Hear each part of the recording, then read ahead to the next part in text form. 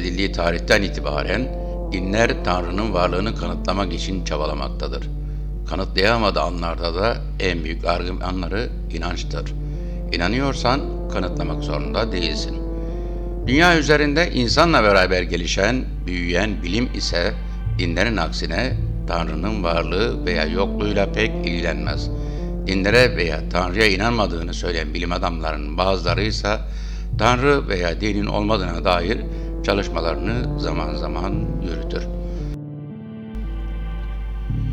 Stephan Hawking'in 2016 yılında yaptığı açıklamasında Tanrı'nın olamayacağını kanıtladığını iddia ediyor.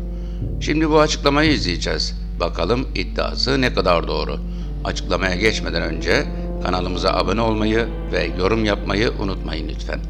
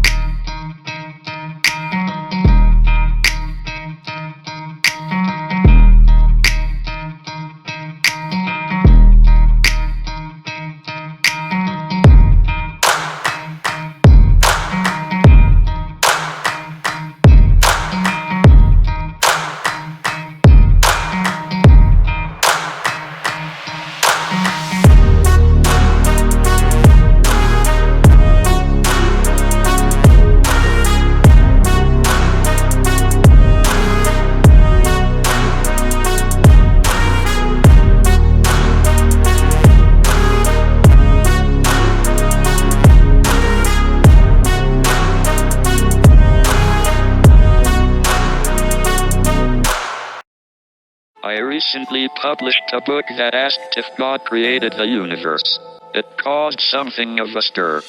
People got upset that a scientist should have anything to say on matters of religion. I have no desire to tell anyone what to believe, but for me, asking if God exists is a valid question for science. After all, it is hard to think of a more important or fundamental mystery than what or who created and controls the universe. The universe is a machine, governed by principles or laws that can be understood by the human mind. I believe the discovery of these laws has been humankind's greatest achievement. For it's these laws of nature, as we now call them, that will tell us whether we need a God to explain the universe at all. For centuries, it was believed that disabled people, like me, were living under a curse inflicted by God. While I suppose it's possible that I've upset someone up there, I prefer to think that everything can be explained another way, by the laws of nature. So what exactly is the law of nature?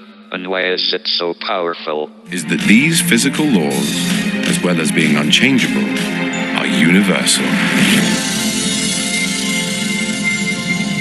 They apply not just to the flight of a ball, but to the motion of a planet and everything else in the universe.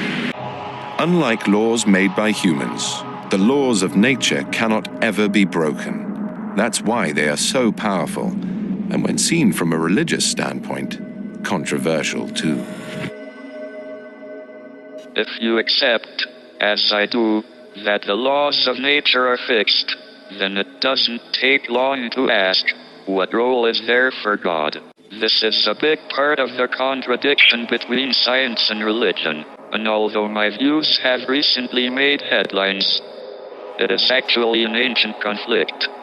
Science does not deny religion, it just offers a simpler alternative, but several mysteries remain.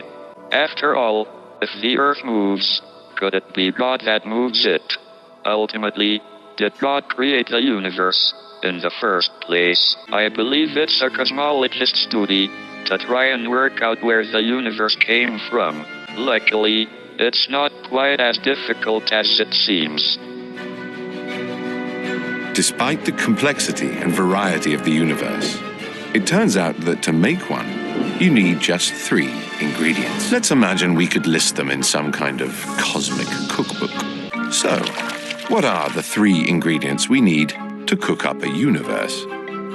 The first is matter, stuff that has mass, rock, ice, liquids, vast clouds of gas, massive spirals of stars, each containing billions of suns, stretching away for incredible distances.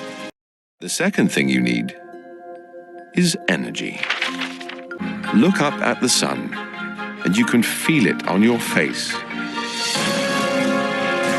Energy produced by a star 93 million miles away. Energy permeates the universe, driving the processes that keep it a dynamic, endlessly changing place. So, we have matter and we have energy. The third thing we need to build a universe is space. Lots of space. So where could all this matter, energy, and space come from? We had no idea until well into the 20th century. Albert Einstein. Sadly, I never got to meet him, since I was only 13 when he died. Einstein realized something quite remarkable, that 2 of the main ingredients needed to make a universe, mass and energy, are basically the same thing. 2 sides of the same coin, if you like. His famous equation, E equals mc squared, simply means that mass can be thought of as a kind of energy, and vice versa. So instead of 3 ingredients, we can now say the universe has just 2, energy and space. So where did all this energy and space come from? The answer was found after decades of work by scientists. Space and energy were spontaneously created in an event we now call the Big Bang. At the moment of the Big Bang, an entire universe full of energy came into existence, and with it, space. It all inflated, just like a balloon being blown up. So where did all this energy and space come from? We can use the laws of nature to grasp the very origins of the universe and discover if the existence of a God is the only way to explain it. The great mystery at the heart of the Big Bang is to explain how an entire, fantastically enormous universe of space and energy can materialize out of nothing. The secret lies in one of the strangest facts about our cosmos. The laws of physics demand the existence of something called negative energy. To get your head around this weird but crucial concept, let me draw a simple analogy. Imagine a man wants to build a hill on a flat piece of land. The hill will represent the universe.